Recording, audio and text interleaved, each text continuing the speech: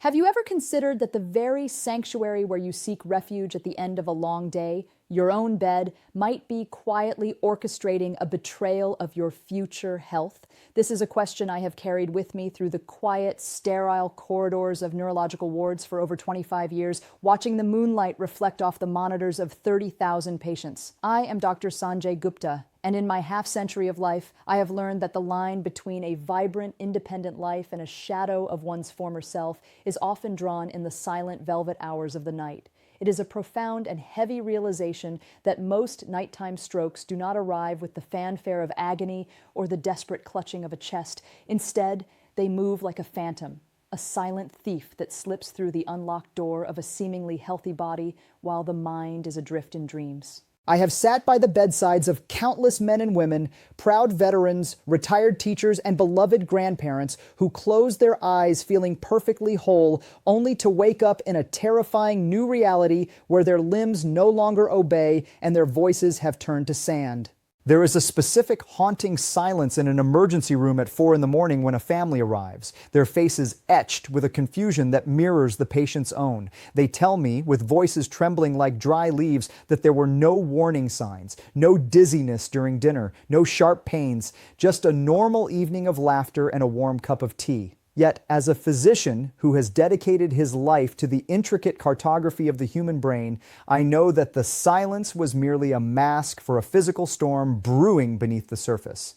For the senior population in America, particularly those who have crossed the threshold of 60 years, the comfort of a familiar sleeping habit can often be a deceptive trap.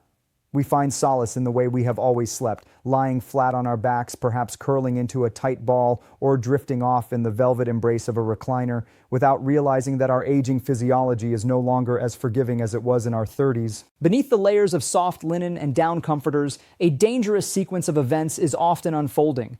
Blood flow begins to sluggishly retreat, oxygen levels in the delicate tissues of the brain dip into the red zone, and the vessels, now stiffened by the relentless march of time, begin to strain under the pressure. The statistics from our clinical research are as sobering as the cold air of a hospital morgue, showing that nearly 80% of these nocturnal events occur in the golden hours, that fragile window between 3 and 6 in the morning when the body's natural rhythm undergoes a volatile shift. During these hours, blood pressure begins its morning surge, and for an aging brain that has been struggling with poor circulation all night, this surge acts as a catalyst for catastrophe. I remember the hollow look in the eyes of a retired carpenter who realized that the simple act of lying perfectly flat had allowed a small, sticky clot to form in the stagnant pools of his cerebral veins, eventually breaking loose to silence his ability to speak. It is a tragedy that repeats itself with a cruel rhythmic frequency in every state from the foggy coasts of Oregon to the humid porches of Georgia. The heartbreak lies in the fact that the brain is a soft, fragile masterpiece that requires a constant, unwavering stream of life-giving oxygen. It does not have the luxury of waiting until the sun rises to demand its fuel. Tonight, as you prepare to rest, I want you to understand that your body's position is not merely a matter of comfort. It is a vital medical decision that dictates whether your brain will wake up restored or forever altered. We have been taught to think of sleep as a luxury, a passive state of non-existence, but science and my decades of experience at the bedside tell a far more active story.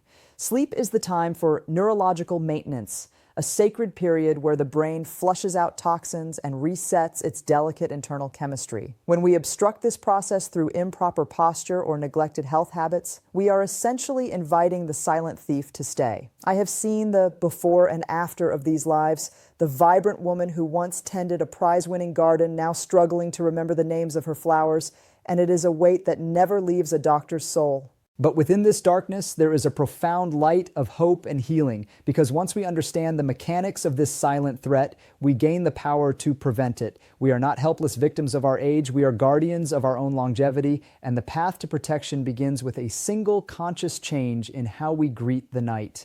I am here to walk this path with you, to share the wisdom of 30,000 stories, and to ensure that when the dawn finally breaks, you are there to witness it with a clear mind and a steady heart. I remember the first time I met Arthur Miller. It was a crisp autumn morning in Portland, Oregon, the kind of day where the air smells of damp pine and wood smoke. Arthur was 78 years old, a retired postal worker who had spent 40 years walking the hills of his city, delivering letters through rain and snow. He was a man of discipline and habit, with a back as straight as a cedar tree, until that morning. When I entered his hospital room, the silence was suffocating.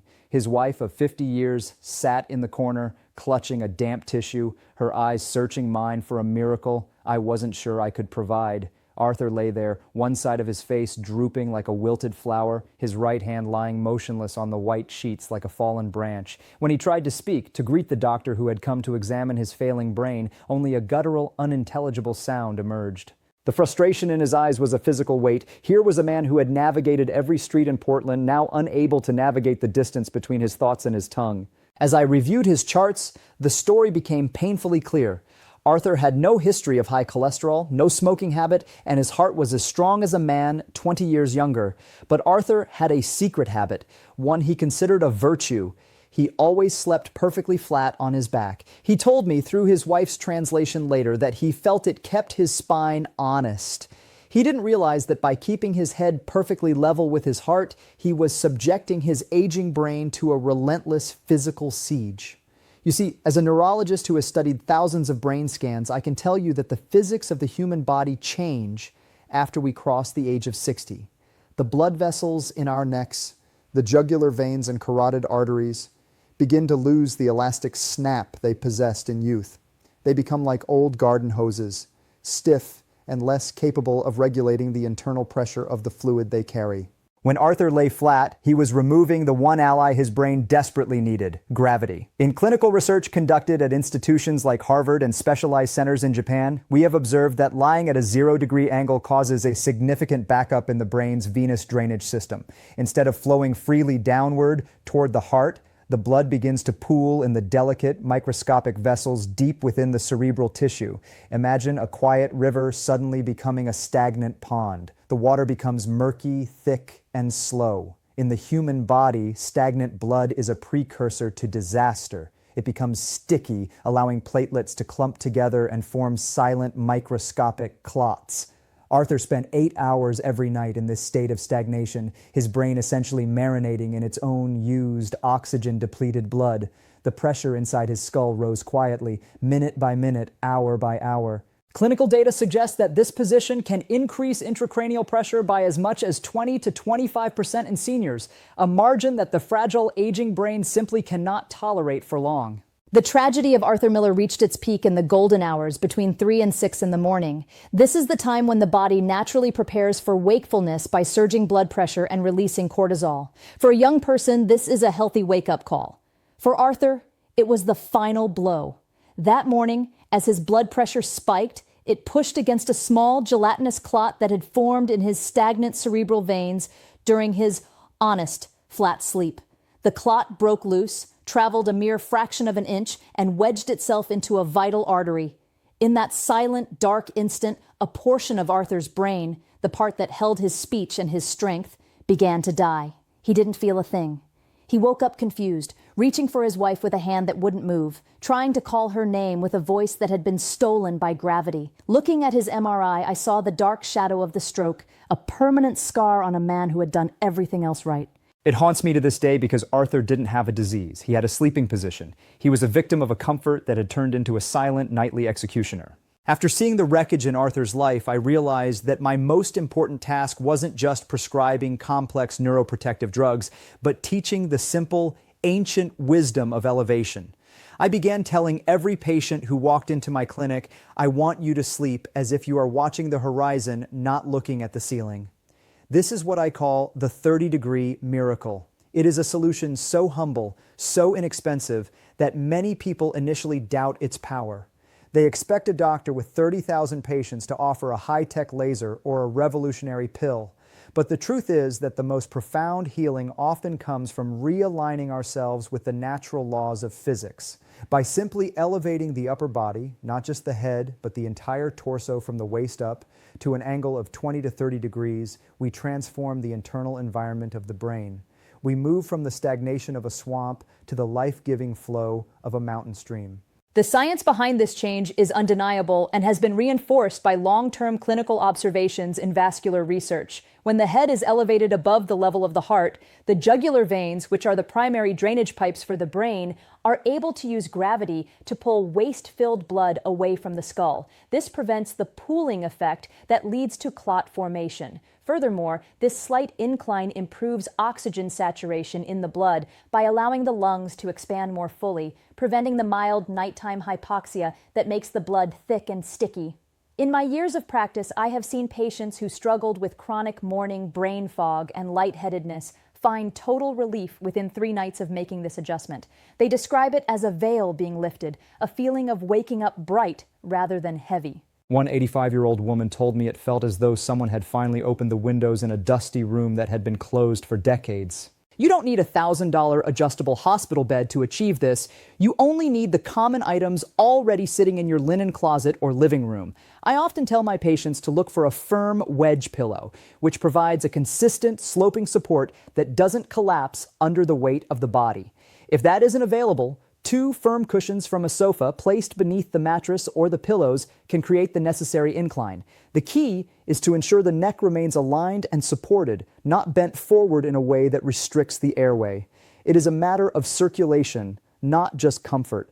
We have seen in clinical studies that this simple elevation can reduce the risk of nocturnal stroke by a staggering 35% in high-risk seniors. It is the most effective, low-cost insurance policy for the aging brain that I have ever encountered in my quarter-century of medical practice. I want you to think about the before and after of your own circulation. Without elevation, your brain spends 8 hours fighting a silent battle to clear its own waste, straining every vessel to its limit. With those 30 degrees of elevation, the brain enters a state of true rest. The heart doesn't have to pump as hard to move blood against the pressure of a flat skull, and the oxygen-rich blood can reach the deepest, most vulnerable centers of memory and personality.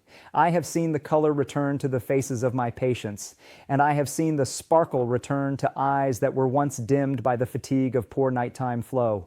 This is the 30-degree miracle, a promise that the way you lie down tonight will determine the strength of the person who stands up tomorrow. It is a simple act of respect for the fragile masterpiece that is your mind, a way to ensure that the silent thief finds no place to hide in the corners of your dreams. Eleanor Riggs was the kind of woman who filled a room with the scent of magnolias and the sound of Chopin.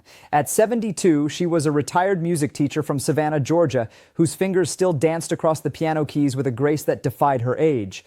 But when Eleanor came to see me, the music had stopped. She described a terrifying series of dizzy spells that hit her every morning like a physical blow. She felt as though the world were spinning out of control, her balance so fragile that she had to cling to the walls just to make it to the kitchen. "Doctor," she whispered, her voice trembling with a fear that broke my heart, "I feel like I'm losing my mind. I can't even stand at the stove to fry an egg without feeling like I'm going to fall into an abyss."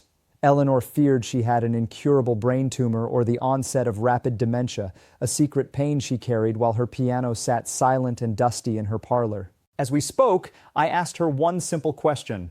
"Eleanor, how do you sleep?" She smiled shyly and admitted that she had slept face down, her head turned sharply to the right since she was a toddler. She called it her cozy spot, a position that made her feel safe and cocooned from the world. My heart sank as I realized the physiological price she was paying for that comfort.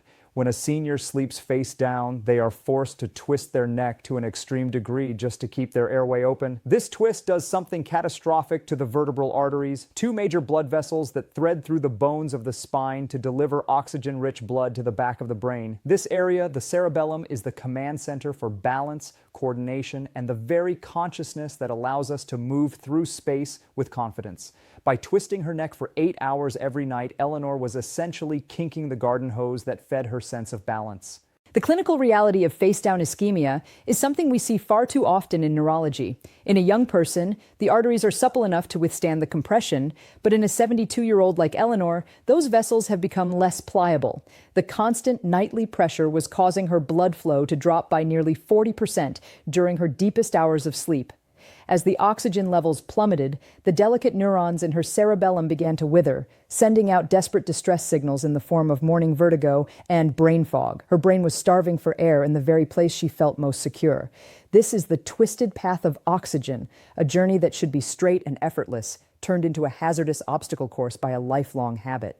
The The stagnation caused by this kink also made her a prime candidate for a cerebellar stroke, a type of event that doesn't just paralyze a limb, but can erase a person's ability to ever walk or swallow again. I sat with Eleanor and explained that her cozy spot was a slow-motion suffocator for her music. We began a retraining process, moving her from her stomach to her left side, supported by a specialized contoured pillow that kept her neck in a neutral, straight alignment. It was a difficult transition. She felt exposed and restless at first, but within 2 weeks, the abyss began to vanish. The morning dizzy spells retreated, and the world stopped spinning. I'll never forget the day she called my office, her voice bright with tears of joy, to tell me she had sat down at the piano and played a full nocturne without feeling a single moment of vertigo. Eleanor didn't need a surgeon's knife. She needed to unkink the highway of her life. Her story is a powerful reminder that our comfort can be our greatest enemy if it ignores the structural needs of our aging bodies.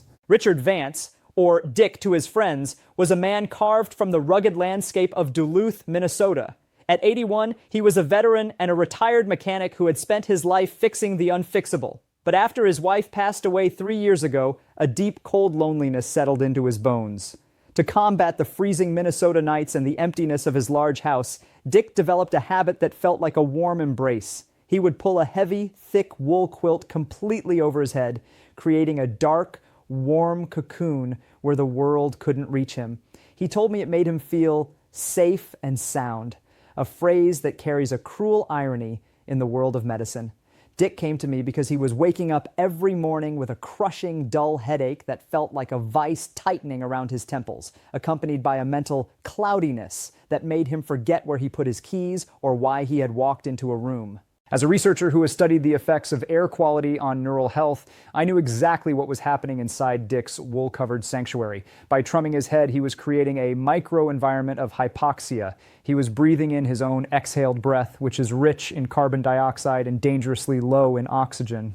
Over the course of an 8-hour night, the levels of CO2 beneath that quilt rose to toxic levels, causing his cerebral blood vessels to dilate and strain in a desperate attempt to find more oxygen. This state of chronic nightly suffocation thickens the blood, making it sluggish and prone to forming the very clots that trigger a stroke. In Richard's aging brain, which already had narrow, stiffened arteries, this lack of fresh air was a slow-motion catastrophe. His morning headaches weren't just a nuisance, they were the screams of his brain cells dying for a breath of fresh life. The clinical evidence from studies in the United Kingdom and Japan shows that seniors who experience even mild oxygen deprivation during sleep are 3 to 5 times more likely to suffer an ischemic stroke. The brain requires a massive amount of oxygen to perform its nightly glymphatic cleaning, the process of washing away the metabolic waste that builds up during the day.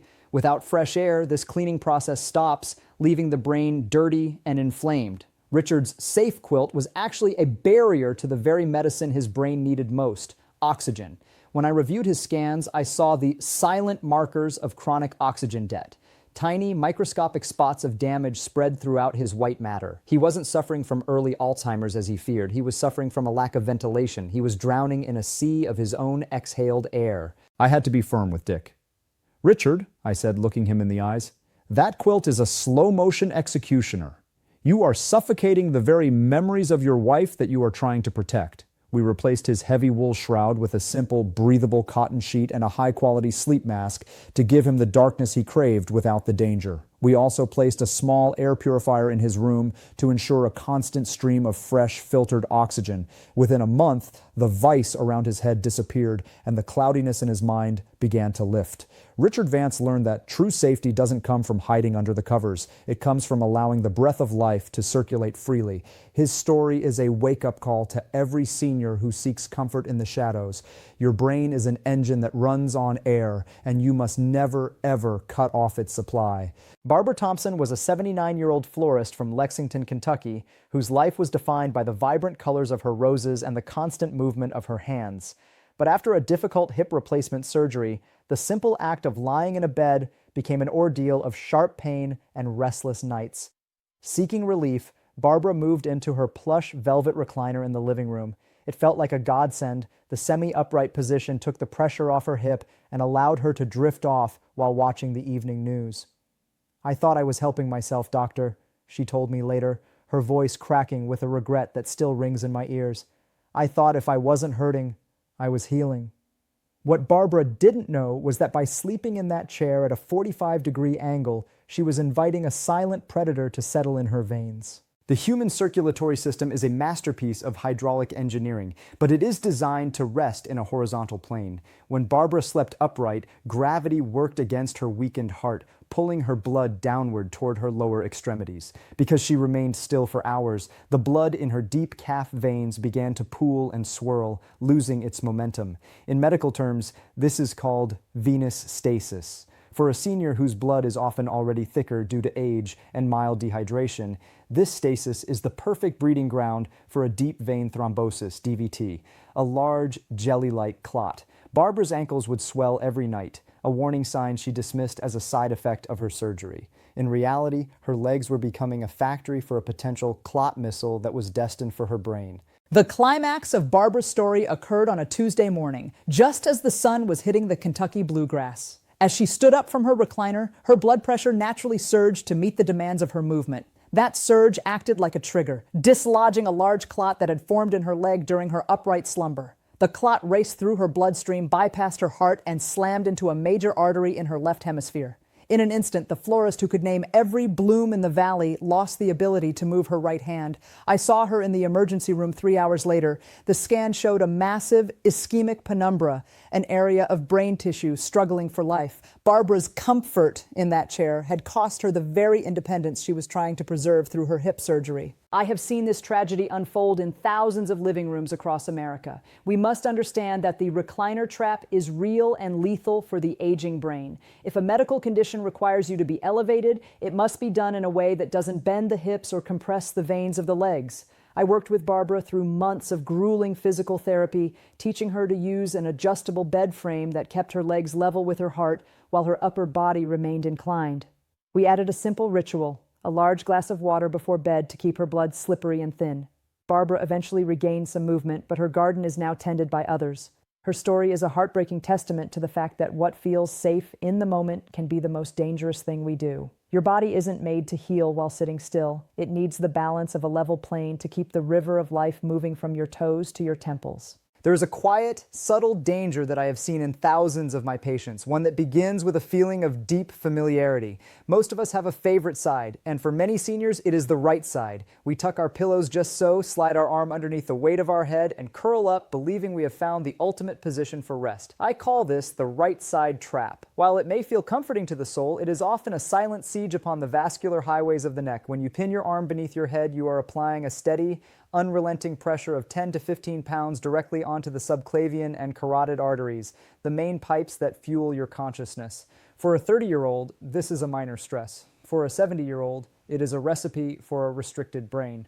In my clinical practice, I have had many patients come to me complaining of a numb hand or tingling fingers in the morning. They laugh it off saying, "I just slept on it wrong, doc." But as a neurologist, I don't see a funny mistake. I see a vascular warning sign. That numbness is the cry of compressed nerves and restricted blood flow. When you compress the right side of the neck, you are slowing the drainage of the jugular vein, causing a backup of pressure within the right hemisphere of the brain. This congestion makes the blood thick and promotes the formation of plaque and small clots along the vessel walls. Scientific studies from the American Heart Association have shown that chronic compression of the neck arteries during sleep can contribute to a 30% increase in local plaque instability, the very thing that triggers a massive stroke. I want you to visualize the before and after of your internal circulation in this position. Before you slide that arm under the pillow, your arteries are open lanes on a highway. The moment you settle in, you are placing a heavy construction barrier across half the road. The blood must now squeeze through a narrower space, moving faster and with more turbulence, which damages the delicate endothelium, the inner skin of your arteries. This damage is where the silent thief builds its nest. I have treated many patients who suffered lacunar strokes, small, deep blockages that were concentrated on the side they favored for sleep. They didn't have high blood pressure. They had positional trauma. They were literally starving their own brain cells through the weight of their own heads. The solution I offer is a shift toward left side alignment. Sleeping on the left side is naturally better for the heart's position and allows for better lymphatic drainage. More importantly, I tell my patients to free the arm. Use a contoured cervical pillow that supports the curve of the neck without requiring the arm to act as a bridge. This keeps the highway of the neck wide open and free of obstacles. I have seen patients' chronic morning headaches and brain fog vanish simply by making this one change. It is a matter of giving your brain the right of way. Your arm should be resting by your side or hugging a body pillow, never serving as a tourniquet for your carotid artery. This simple act of untrapping your circulation is one of the most profound gifts you can give to your future self. It is the difference between waking up with a hand that feels alive and a brain that is truly protected. For many of my patients, the night is not a time of peace, but a theater of war. They describe tossing and turning as if it were a natural consequence of aging, a restless dance of adjusting pillows and shifting limbs that never leads to true rest. I remember Nancy, a 75-year-old retired piano teacher who told me she hadn't slept through the night in over a decade. "I just can't find that spot, Dr. Gupta," she said, her eyes shadowed by a fatigue that seemed to reach into her very soul. She dismissed her restlessness as a nuisance, but as a brain doctor, I saw it as a looming distress signal. Constant tossing and turning is not just about a bad mattress. It is a sign that the brain is struggling to maintain its internal balance and is repeatedly jolting the body awake to find a better flow of oxygen or blood. When sleep is chaotic and broken, the brain never enters the deep restorative stages known as slow-wave sleep. This is the only time the brain's glymphatic system, a specialized waste clearance pathway, is fully active.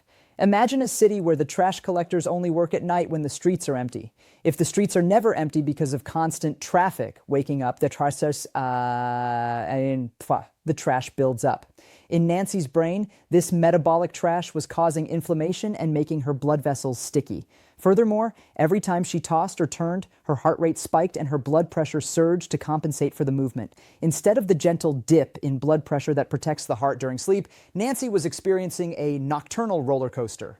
These spikes put immense strain on the fragile microvessels of the brain, leading to tiny, silent bleeds and the formation of microscopic clots. The clinical data is startling. Seniors with fragmented sleep have a 45% higher risk of developing a major ischemic stroke compared to those who sleep soundly. This is because the chaos of restlessness prevents the blood from flowing in a steady, rhythmic stream.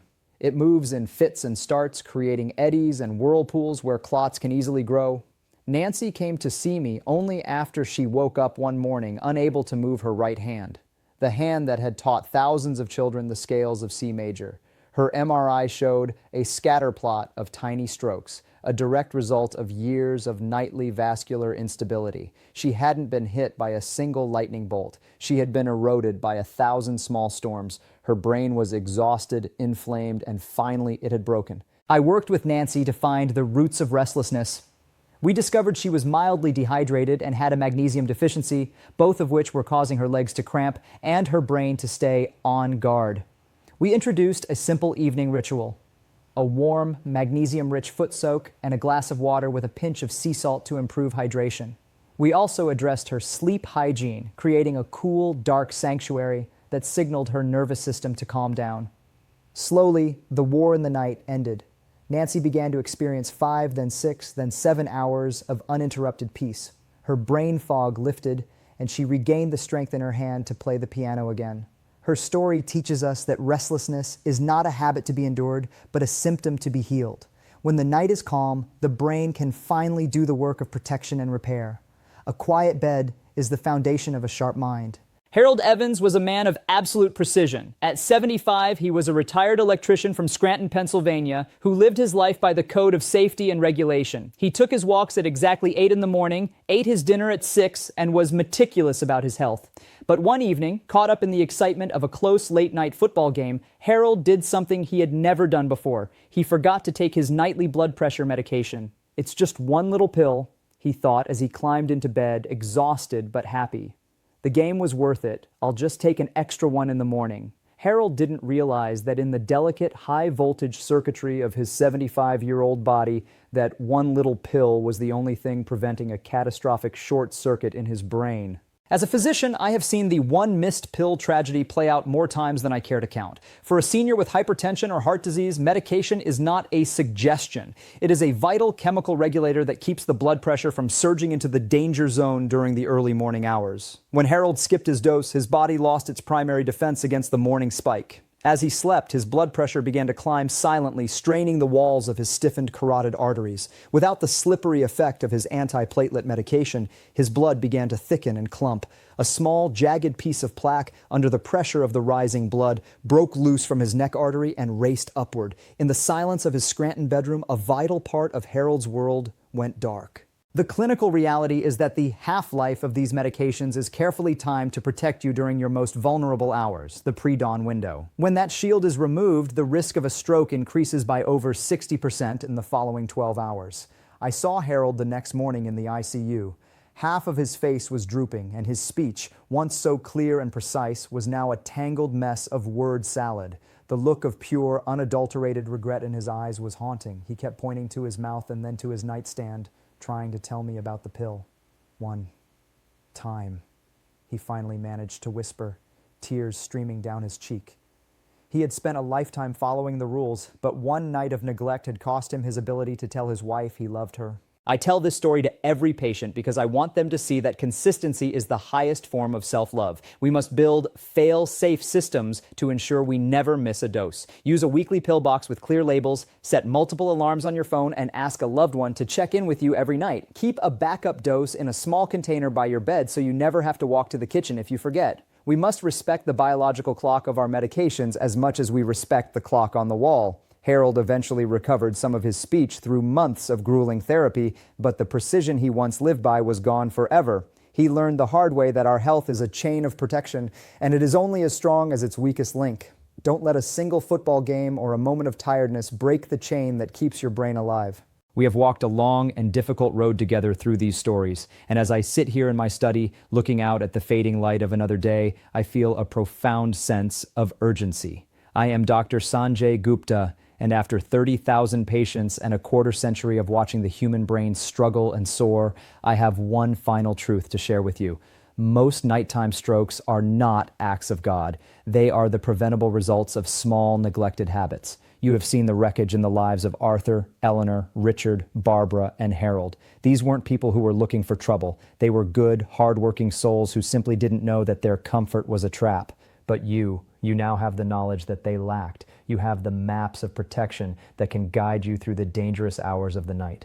If you are over 60, I want you to stop thinking of your bed as just a place to rest. I want you to see it as a healing chamber where your brain performs the most critical maintenance of your life. Every night when you pull back those covers, I want you to perform a brain safety audit. Ask yourself, is my head elevated 30 degrees? Is my neck straight and unkinked? Am I breathing fresh, oxygen-rich air? Have I taken my chemical shield of medication?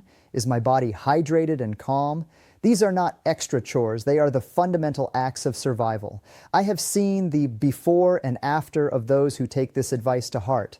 I have seen 80-year-olds who are as sharp as tacks and as mobile as 60-year-olds, all because they respected the physics of their own circulation. They chose to sleep in a way that supports life, not in a way that invites the silent thief. The research is clear, and the statistics I have shared from Harvard to Tokyo are a call to action. We can reduce our risk of a life-altering stroke by nearly 50% simply by mastering our environment and our positions. This is the most empowering news I can give you. You are not a helpless passenger on the journey of aging. You are the captain of your own vascular ship. You have the power to protect your memories, your voice, and your independence. Don't wait for a warning sign like a numb hand or a dizzy spell. Those are not warnings. They are the thief already at the door. Start tonight. Rearrange your pillows, open a window for fresh air, drink that glass of water, hug your loved ones, and then hug your body pillow. I want to thank you for being here, for listening to these stories, and for caring enough about your future to seek this wisdom.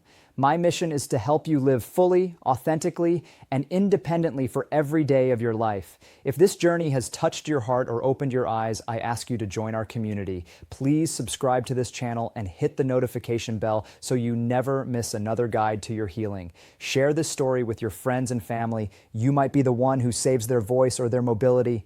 Let's support each other in this movement of protection. Your brain is a masterpiece, a gift from the universe that holds everything you are. Guard it with your life. for it is your life. Sleep wisely, live fully, and I will see you in the light of a healthy tomorrow.